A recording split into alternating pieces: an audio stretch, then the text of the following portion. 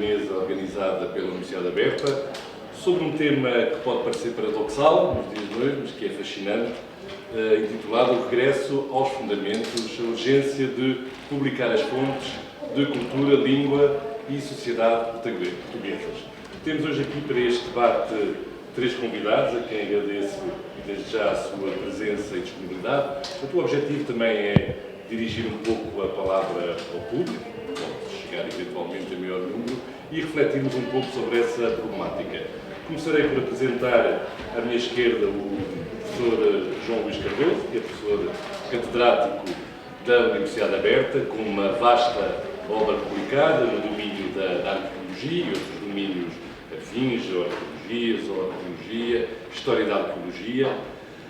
E começaria, se calhar, por perguntar para o professor, que é especialista na época da pré-história, portanto, antes das fontes escritas, essencialmente tendo trabalhado a época do Calcolítico, do Paleolítico, da Idade do Bronze, qual é para si a urgência para a sociedade contemporânea de regressar a fontes escritas e à sua publicação? Para mim é fundamental que essas fontes sejam publicadas de forma extensiva. Eu refiro em particular um domínio que tem sido até agora pouco trabalhado, que é o domínio da correspondência, da epistolografia. Desde o século XVIII, pelo menos, que nós temos cartas de arqueólogos que entre si discutiram muitos aspectos ligados, portanto, às próprias peças arqueológicas que encontravam no terreno. Dessas discussões resultaram livros. Livros esses que estão datados. Mas está ainda por conhecer, porque essas fontes nunca foram publicadas, o que está por trás das afirmações que estão nesses livros. Quais foram as dúvidas que os arqueólogos tiveram, as questões que debateram, os processos de caráter indutivo que tiveram que utilizar para chegar às conclusões que estão apresentadas. Portanto, toda essa parte da investigação que é essencial para depois chegar às conclusões expressas em obras publicadas, nunca foi objeto de estudo analítico e exaustivo. E, portanto, parece-me que, justamente como referiu aí uma componente que é a história da arqueologia, essa história da arqueologia só pode ser feita com base na análise sistemática dessa documentação que, como é evidente, na maioria dos casos está inédita. Há pessoas que acham que não faz muito sentido publicar as fontes. O que é importante é chegar às conclusões. Ler as fontes, sim, mas rapidamente ultrapassá-las e apresentar as conclusões sobre as mesmas se podem fazer. Isso, para mim, é um processo que está incompleto, porque essas conclusões, como disse há pouco, estão datadas no tempo. O que é importante é dar a conhecer as fontes, porque nós hoje podemos ter uma interpretação datada sobre essas mesmas fontes, mas daqui a 100 ou 200 anos a interpretação é outra. Portanto, é o mesmo que acontece com outras fontes não escritas, que são aquelas com as quais o arqueólogo tradicionalmente lida, que são os materiais arqueológicos. Também aí muita gente acha que não é importante publicar as peças em si, apresentar bons desenhos ou boas fotografias dos materiais. O que é importante é tirar as conclusões sem a documentação que as suportou. Do meu ponto de vista, mais uma vez, esse processo também não está completo, porque ao publicar exaustivamente os materiais propriamente ditos, aqueles que resultaram da escavação no terreno, está-se a registar num determinado momento aquilo que foi possível obter. Esses materiais ficam desenhados, ficam reproduzidos em fotos, melhores ou piores, não interessa, também de acordo com as tecnologias existentes em cada época, mas ficam definitivamente disponíveis para os vendedores. As conclusões que nós podemos tirar sobre esses materiais hoje não são evidentemente semelhantes àquelas que daqui a 30 ou 40 anos os nossos colegas do futuro podem eventualmente sobre essas mesmas fontes de informação tirar. Por isso é que eu digo, na arqueologia há aqui um trabalho a fazer, que é o de, por um lado, publicar fontes escritas E, em particular, referi-me concretamente à correspondência entre arqueólogos. Mas, por outro lado, não podemos descurar as fontes não escritas, que são os próprios materiais arqueológicos. Portanto, há aqui, de facto, talvez uma situação única, de um entrosamento muito grande entre os dois tipos de fontes. Sendo certo que tanto umas como outras contribuem decisivamente para o conhecimento atual, mas mais do que o conhecimento atual, vão garantir que no futuro se possam fazer outras considerações, talvez, enfim, melhor suportadas por outros elementos que na altura possam existir, sobre essa mesma base material, seja documental, seja a base material dos materiais arqueológicos que referi. Portanto, é essencial e é indispensável que este trabalho continue. Portanto, é um dever de memória também e regressando à sua intervenção inicial, onde valorizava muito como fonte que está a trabalhar, certamente, a epistolografia. Sim. Portanto, isso leva-me um bocadinho e permitir-me agora lançar o debate para os lados da professora Anabela Rita, que é professora na Faculdade de Letras da Universidade de Lisboa e especialista em literatura portuguesa moderna e contemporânea, no sentido em que o próprio conceito de fonte tem vindo a ser posto em causa, tem vindo a ser alargado, de certa forma. Referiu a literatura epistolar, portanto, a própria epistolografia, digamos, já representa uma reconfiguração da própria realidade, através de um filtro e de uma recomposição escrita de uma determinada experiência ou de um relato com o outro. Também temos nesse registro os diários de viagens, e lembro-me, no caso da arqueologia, por exemplo, uma fonte muito interessante que tem sido trabalhada em vários cantos do mundo, que são, por exemplo, as narrativas de viagem, daqueles arqueólogos que, por vezes, viajavam ou sozinhos, ou viajavam também em casal.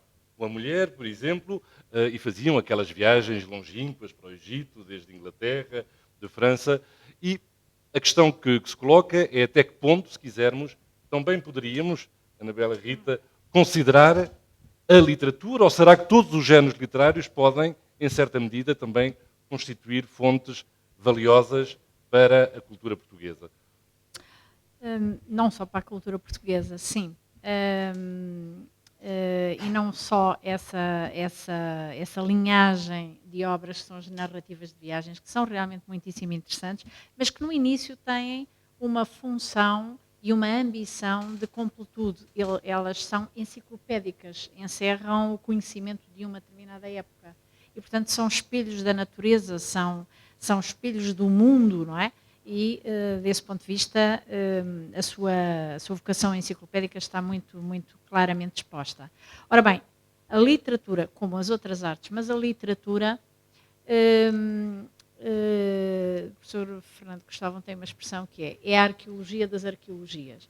No fundo, cristaliza o imaginário epocal. E se nós formos acompanhando as obras na sua sucessão, percebendo as linhagens e olhando-as como uma evolução em diálogo das obras entre si, dos autores, das culturas, etc., nós vamos verificar que esses espelhos em que nos vamos mirar, para utilizar uma expressão romântica, não é, de Garrett e de outros, esses espelhos em que nos vamos virando não são espelhos que nos devolvam uma imagem, enfim, fidedigna e estática. Mas são espelhos que, de formas distorcidas, de formas diferenciadas e, sem dúvida nenhuma, em função dos critérios do belo de cada época, de cada sociedade, de cada comunidade, e, portanto, programas estéticos, nos vão dando o crescimento da humanidade. O Alberto Manguel tem num livro muito interessante, que é a História da Leitura, tem um momento em que diz os livros servem para nós vermos como vamos crescendo. E, no fundo, para utilizar um bocadinho aquela comparação da criança que tem 1 metro na parede, se nós olharmos para determinadas obras que vamos relendo ao longo das nossas vidas e verificarmos que de cada vez que pegamos nelas as vemos de formas diferentes, nós vamos tendo indicadores interessantes do nosso amadurecimento de leitura, da nossa dos sentidos do desenvolvimento da nossa cultura, etc, etc, etc. Ora, as fontes são extremamente importantes para nós percebermos não apenas essa evolução, não apenas como é que nos colocamos relativamente a esses diferentes espelhos que nos vão dando a medida do crescimento e da modificação, da metamorfose da humanidade, mas as próprias obras, se forem publicadas nas suas versões primitivas e se forem objeto de um estudo genético, digamos assim, vão nos dar indicações sobre o crescimento do próprio autor ou as mudanças a que o contexto epocal obrigou a caneta do autor, ou hoje dir-se-ia o computador, mas naquela altura, naturalmente, a sua escrita foi sendo influenciada pelas circunstâncias, foi sendo influenciada por circunstâncias muito diversas, as censuras foram sendo sempre diferentes, mas em qualquer dos casos foram sendo influenciadas por isso. Foram censuras estéticas, censuras religiosas, etc, etc, etc. O estudo genético de cada obra também é um indicador interessantíssimo dos sentidos da evolução da sociedade e da comunidade em que se inscreve o leitor. E eu estava a ouvi-lo com muito gosto, porque eu não sou de arqueologia, mas tive um antigo aluno que sonhava, bebia, lia, gastava todo o seu dinheiro em arqueologia, e hoje é um arqueólogo em Espanha, bastante conhecido, e depois falaremos de Pedro Albuquerque, que certamente conhece, é um mocinho muito novo, mas fascinado. E eu no outro dia estava a ler exatamente alguma correspondência que havia na net de arqueólogos. Achei fantástico, porque eram indicadores interessantíssimos para a literatura da época. Não apenas da evolução da disciplina arqueologia, mas do pensamento científico da época. Portanto, de alguma forma, onde é que há laços, com diferenças, sem dúvida nenhuma não há uma sintonia entre todas as áreas científicas e do saber e do fazer, mas há indicadores muitíssimo interessantes em função de critérios e valores que são assinalados por eles no seu diálogo intertextual e, portanto, epistolar, quero eu dizer, e, portanto, muitíssimo interessante. Não sei se respondi à sua questão. Claro, claro. Eu acho que foi muito útil começarmos pela intervenção do professor João Luís Cardoso, porque nos permitiu lançar, se quisermos, todo este debate sobre o signo da arqueologia, já que falámos agora também da crítica genética, não é? Desse precioso instrumento de metodologia, que nos permite, precisamente, aceder a essas várias camadas, não é? Do imaginário de um próprio escritor e fazer essa própria arqueologia de uma obra, e ver que uma obra não é de facto aquela ideia romântica ou falsamente romântica daquilo que nasce do nada já com uma certa completude, mas de facto é uma construção, às vezes uma perpétua tensão entre várias camadas que se vão construindo e articulando. Agora, virando-me um pouco para o professor José Eduardo Franco, que é titular da Universidade Aberta da Cátedra FCT e do CLEPUL, da Cátedra Infante do Henrique para os Estudos Insulares Atlânticos e a Globalização, historiador também ele, especialista da história moderna, com vasta obra publicada sobre o Padre António Vieira, os jesuítas, o Marquês de Pombal, vários projetos ambiciosos em curso. Um deles, que está já em andamento, é precisamente um projeto que, de certa forma, tem tudo que ver com aquilo que estamos aqui a debater, já que esse projeto visa precisamente a publicação das obras pioneiras da cultura portuguesa. Assim, um pouco em jeito de provocação, a minha pergunta seria: é de facto uma obra monumental e ambiciosa? Aliás, porque coloca desde já problemas metodológicos com os quais se vai certamente já se confrontou. Em primeiro lugar, o que é que distingue hoje na sociedade contemporânea do século XXI um projeto dessa envergadura de outros projetos que existiam, por exemplo, de matriz claramente romântica? Por exemplo, um projeto de um herculano quando compilou os Portugália Monumenta Histórica, por exemplo, ou muitos outros, ou um projeto de um Garrett do seu romanceiro. Por outro lado, que tipo de fontes estão incluídas. Como fazer ou delimitar essa fronteira? Excluem-se as fontes orais, também são fontes importantes para o nosso património. Que tipo de fontes escritas escolher? Por outro lado, quando começar e quando terminar?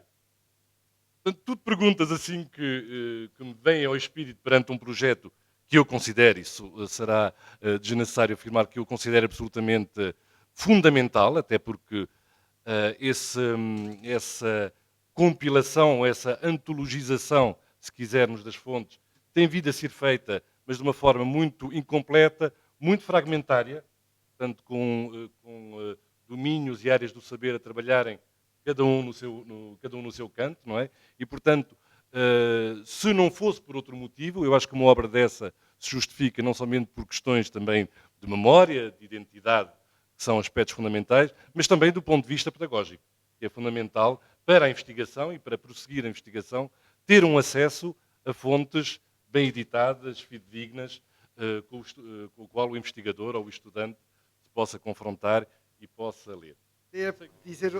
Vou começar por dizer o seguinte, na ligação do que foi dito pelos meus colegas, no fundo, a importância de conhecer, de visitar,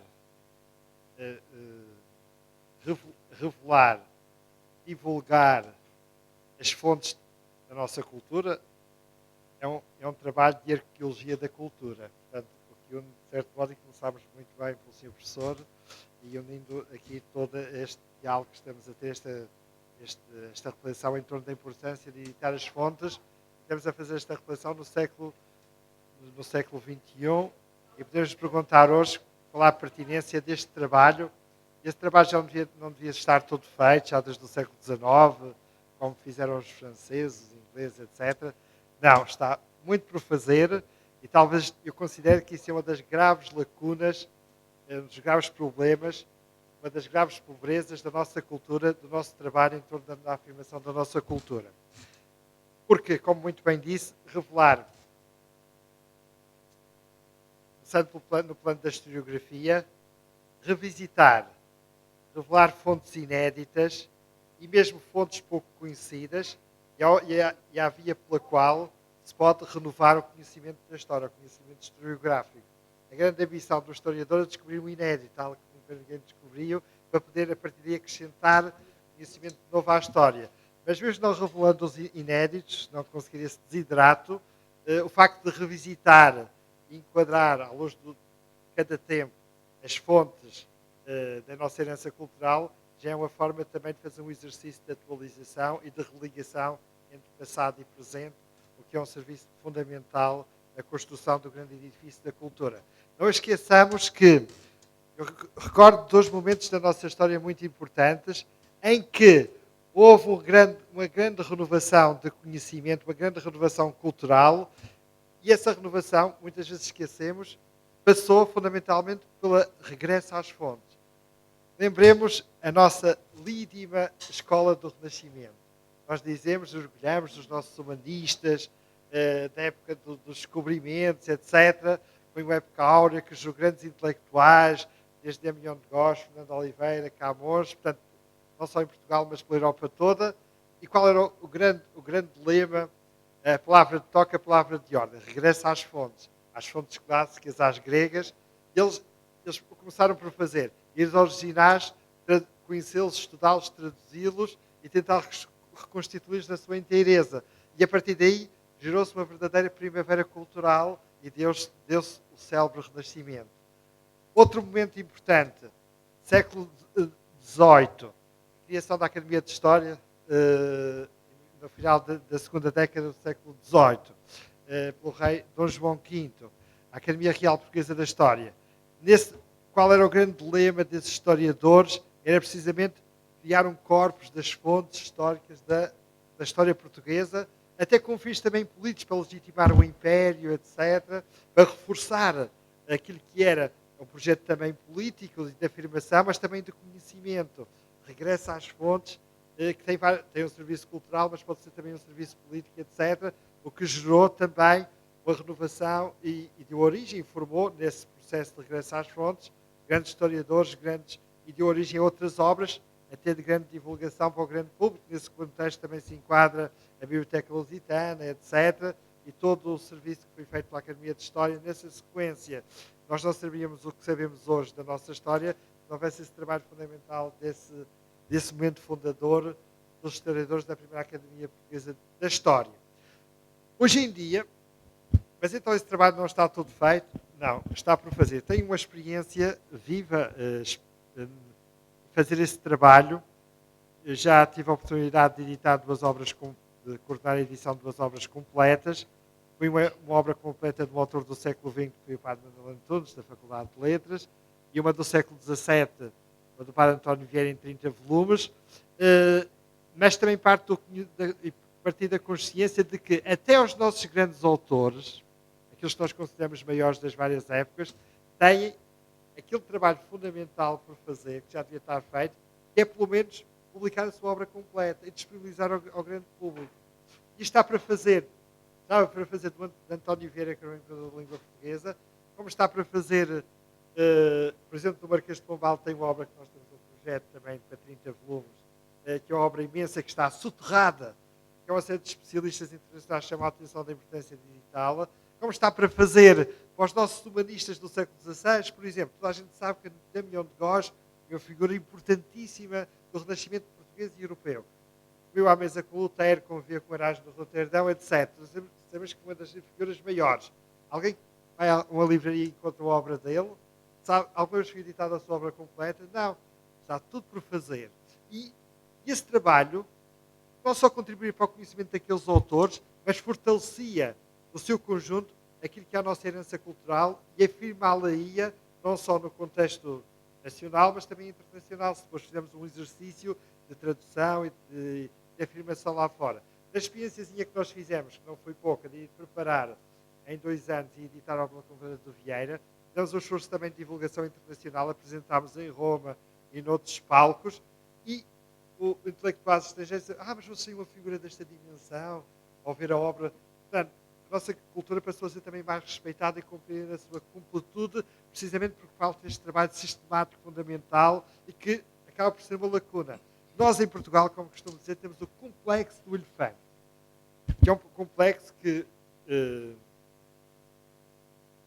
está muito presente na área das ciências sociais e humanas. O que é este complexo?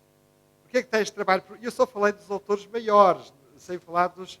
Nós agora também estamos a coordenar um projeto de edição da obra completa de um autor grande, mas que é pouco conhecido, que é Fernando Oliveira, que era um grande humanista do século XVI. Tudo o que ele escreveu foi pioneiro, desde a primeira história à primeira gramática. Ao contrário, desde a primeira gramática à primeira história.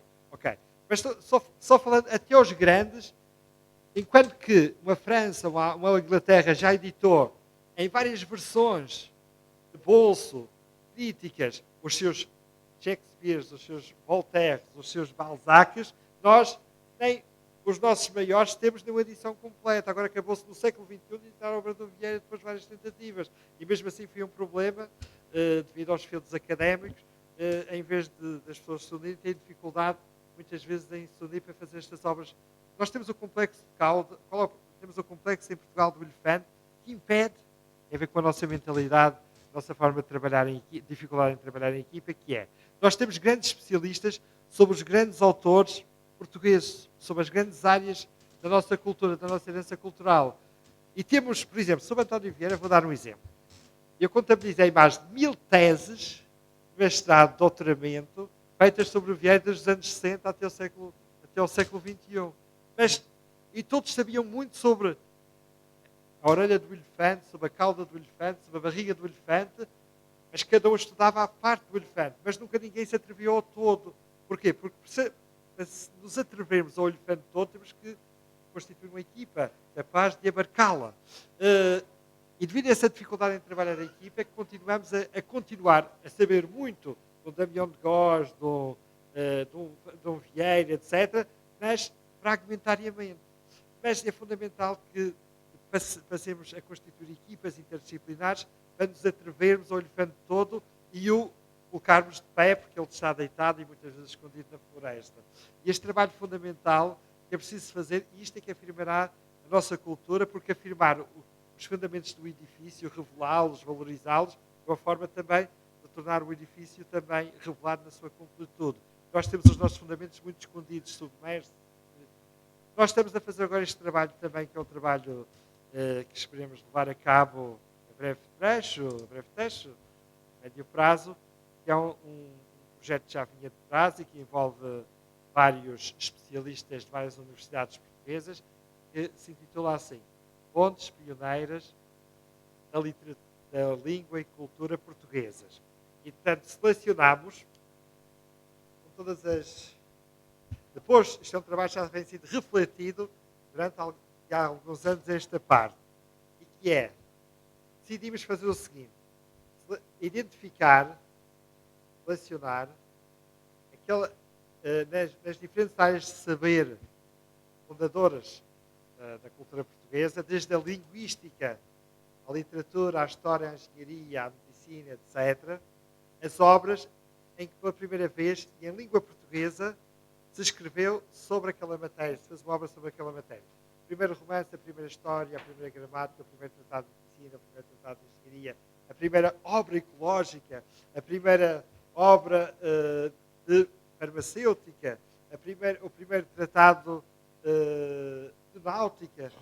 E, portanto, estamos a organizar tudo isto em 72 obras, em 30 volumes. Está a ser preparado por um conjunto de especialistas de várias áreas. É um projeto verdadeiramente interdisciplinar, que eu dirijo juntamente com o professor Carlos Fiolhais e que está a ser levado a cabo pelos mais diversos especialistas que estão unidos nesse trabalho. Isto vai constituir uma espécie de quase de paideia da nossa cultura portuguesa. E isto permitirá, entre outras coisas, não só dar a conhecer de uma forma sistemática estas fontes fundadoras da nossa língua e da nossa cultura, mas também mostrar que em algumas áreas, nós a partir do século XIX desenvolvemos uma ideia de nós próprios subalternizante e desenvolveu, não uma hiperestima, mas uma subestima, um complexo de inferioridade. Toda aquela ideologia da decadência que foi desenvolvida no século XIX e que levou a que nós esquecêssemos que, em alguns aspectos, no século XV, XVI e XVII, fomos pioneiros. Aliás, como já dizia nos anos 60, num texto fundador de Pinheiro da Gomes, e que nós agora vamos revelar com este projeto, em muitos campos, no século XV e XVI, muitas obras foram escritas pela primeira vez em português, em algumas áreas de saber. Nós esquecemos que no século XV e XVI, nós portugueses, como dizia António Vieira na História do Futuro, estávamos a fazer aquela epopeia gnoseológica, isto é, a revelar o mundo ao próprio mundo. A grande epopeia portuguesa não foi militar, foi gnoseológica, dar a conhecer ao mundo ao próprio mundo, por o mundo a dialogar entre si. E nós somos os criadores da primeira base de dados, através dos missionários, dos agentes do Império, etc., a primeira base de dados do conhecimento global. E a nossa língua, a língua portuguesa, é a primeira língua global, se pensarmos bem. Aquela língua que hoje em dia, se formos aos nossos dicionários, tem a marca dessa construção, dessa primeira base de dados, que criou, como dizia Martin Paz no livro de há alguns anos, o inglês, criámos a primeira aldeia global verdadeiramente. Que é uma aldeia não só de relações, de interação, mas também de conhecimento. E se formos a um dicionário o repertório linguístico do século XV, é o repertório do século XX, vamos ver que nos nossos dicionários temos marcas de todas as línguas e culturas que nós absorvemos e constituímos na nossa língua e expandimos, e temos esse testemunho, essa memória linguística dessa primeira língua da globalização. O português foi a primeira língua da globalização. E na edição na preparação dessas obras completas, vemos que algumas dessas obras foram escritas pela primeira vez em português, no século XVI, e depois foram traduzidas para latim e para outras línguas. E, de facto, tornando essa língua portuguesa pioneira do processo de globalização. Isso vai revelar que, afinal, nós somos pioneiros em muitos aspectos que depois nós esquecemos no século XIX e XX, porque houve um processo de apagamento. Porque, de facto, um povo, como também já dizia um colega meu, um povo que aprendeu a não gostar de si, um povo que não gosta de si, não se pode afirmar nem pode progredir. E a partir do século XIX, nós aprendemos não a dizer bem de nós e a gostarmos de nós, mas a dizer mal sistematicamente de nós. E esse dizer mal acabou por ser a verdadeira causa da nossa decadência. E, portanto, nós precisamos de aprender a gostar novamente de nós, a valorizarmos os nossos fundamentos, para podermos progredir e nos afirmar. Uma pessoa só aprende e só evolui, isso faz parte da psicologia do empreendedorismo. Uma pessoa só evolui se gostar de si, se tiver uma grande autoconfiança. Se nós tivermos um discurso de anticonfiança, como foi o discurso da decadência, o discurso do Portugal cauda da Europa, esse discurso é que nos abateu e que nos levou realmente à ruína. Isso é uma das causas da nossa decadência, é o discurso negativo sobre nós próprios. E, portanto, estes trabalhos, precisamente, revisam simplesmente através da ciência a revalorizar essas fontes, para podermos também, no contexto contemporâneo, do tabuleiro atual da globalização, também mostrarmos e afirmarmos que, afinal, nós fomos o país pai da globalização. O país tem mais experiência da globalização e teve uma língua que traz essa marca, e também pode jogar o jogo da globalização, afirmando também essa história. E defendendo, num tempo em que se corre o risco da uniformização linguística, cultural, etc., afirmar a diversidade, afirmar uma globalização plural e, portanto, nesse sentido, valorizadora dessa tradição, que é a tradição do século XVI, também portuguesa, da universalidade. E a universalidade só se faz hoje, ou a neo-universalidade, como alguns dizem, precisamente garantir a diversidade das grandes línguas. E a língua portuguesa foi aquela que, sendo uma grande língua da globalização, acabou também, e atualmente, valoriza também as línguas com quem dialogou, assumindo e absorvendo muitos contributos, muitos vocábulos dessas línguas e também dando vocábulos seus a outras línguas. E, portanto, estas obras pioneiras vejam também fazer serviço à língua e à cultura portuguesa no mundo do tempo atual. Muito obrigado, Zé Eduardo. Pois ficamos esclarecidos quanto à ambição, mas também à necessidade urgente desse projeto. Antes de passar a palavra ao nosso estimado público e auditório, gostaria só de retomar precisamente essas palavras que citaste há pouco, do Vieira, revelar o mundo ao próprio mundo. Ora bem, eu cada vez mais, portanto, sem pôr em causa a validade deste projeto, naturalmente grandioso, importante, fundamental, está pensado ao mesmo tempo fazer uma antologização, se quisermos, desses textos pioneiros. E porquê? Porque hoje em dia dar o mundo a conhecer também passa pela internacionalização das fontes, pela internacionalização da nossa cultura. Eu penso, por exemplo, num trabalho que foi feito há uns anos atrás, juntamente com a Universidade de Grenoble, em que nos pediram, por exemplo, porquê que não fazem uma antologia traduzida, bilingue, por exemplo, dos textos míticos de portugueses medievais, da Idade Média. Foi um sucesso e pediram-nos para continuar precisamente esse esforço.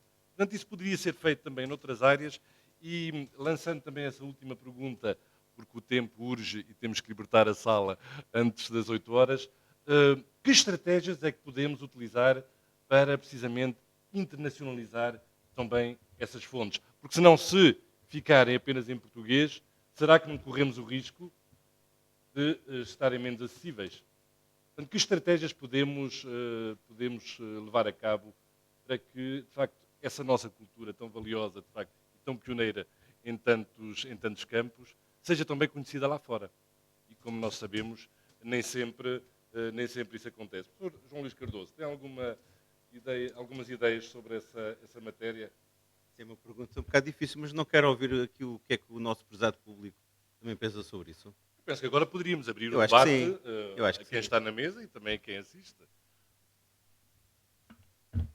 Penso que Isso é o que disse, é absolutamente fundamental. Mas para isso é preciso que haja um investimento efetivo na tradução, em criar equipas de tradução de obras antológicas. Exato. Como agora, por exemplo, para o Vieira, nós estamos a fazer, está aqui um tradutor, professor Ar, da Holanda, está traduzindo a obra Seleta de Vieira para o holandês, no quadro de um projeto em que estamos a trazer para 20 línguas essa mesma obra, essa obra Seleta de Vieira. E revelando que, afinal, lá fora, muita gente se interessa. Quando somos capazes de traduzir, divulgar lá fora, há realmente interesse pela nossa cultura e nós também ficamos com a ideia que, afinal, não somos assim menores e subalternos, mas só o somos porque não fazemos um esforço de divulgação. Exatamente. Somos muito mais ágeis e até investimos muito em traduzir os autores dos outros países, os clássicos dos outros países, mas os nossos ficam cá enterrados. E é preciso mudar a ótica e também exportar nossos escolares. Isso é absolutamente Sem dúvida fundamental. nenhuma. Mas eu já agora, só para, enfim, para não dizer que não quero fugir à pergunta, gostava muito de ouvir, de facto, alguns tradutores que possam estar aqui junto de nós. Mas lembro-me só do seguinte, eu aqui há pouco tempo tive a sorte de ouvir uma excelente comunicação do professor João Flor, do pai do nosso colega Pedro Flor, que fez uma análise sobre os tradutores ingleses dos Lusíadas, século XVII, século XVIII. Fez um estudo interessantíssimo sobre essas obras. E eu perguntava-me, enquanto ouvia essa comunicação, será que só temos o Camões, precisamente dando aqui já a resposta a este desafio? Há outros autores que são importantíssimos e que não são conhecidos exatamente porque até agora não foram objeto de tradução. Portanto, o que é necessário é que deste projeto também decorra, e estou convencido que vai decorrer, essa estratégia de identificar efetivamente autores que sejam muito importantes, que não sejam conhecidos e a quem deve ser dada a prioridade na perspectiva de serem objeto de tradução. Mas isso não é a minha área, eu estou apenas a falar como um curioso que, ouvindo aquela excelente comunicação do professor João Flor, se perguntou porque é que não havia outros Camões, que também foram objeto, ou que não foram, neste caso, objeto de tradução. Sim, só duas coisas antes de passar a... Eu peço desculpa já agora, mas relativamente à antologia, que eu acho muitíssimo interessante, a antologia tem a vantagem de, num mesmo texto, num mesmo livro, nos permitir fazer uma espécie de cartografia do nosso imaginário. O imaginário ali em causa, da obra, da época, e, portanto, acho valiosíssima essa hipótese. A outra questão é relativa a um indicador. Falou da necessidade de tradução e porque é que nós não temos outros Camões. Eu lembro o Prémio Nobel. O Prémio Nobel tem, enfim, sem estarmos a valorizar demasiado o Prémio Nobel, mas o Prémio Nobel nós tínhamos 7 dossiês abertos. Neste momento há só um dossiê aberto, porque à medida que morrem, naturalmente pronto. E porquê que só, e eu peço desculpa de estar a dizer isso, não estou a retirar de maneira nenhuma a importância ao Saramago, mas porquê que só Saramago é que podia ganhar naquela altura em que ganhou?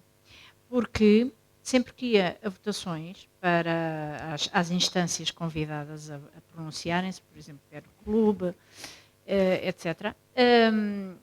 Aliás, não era etc, era o PEN Clube na altura, e a Associação de Escritores. Mais tarde começou a consulta a ser feita às universidades. Um dos itens do regulamento diz que toda a obra daquele autor tem que estar traduzida numa ou duas línguas mães.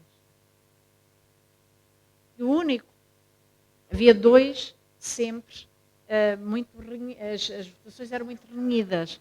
Havia sempre dois que eram os preferidos, e um deles era a Sofia de Melbreina. A Sofia de Melbreina, porque não tinha a obra toda traduzida, não tinha hipóteses. Portanto, isto é um dos indicadores de como nós ficamos automaticamente desclassificados na consideração geral. Evidentemente que o Prémio Nobel é um caso específico, mas é um indicador.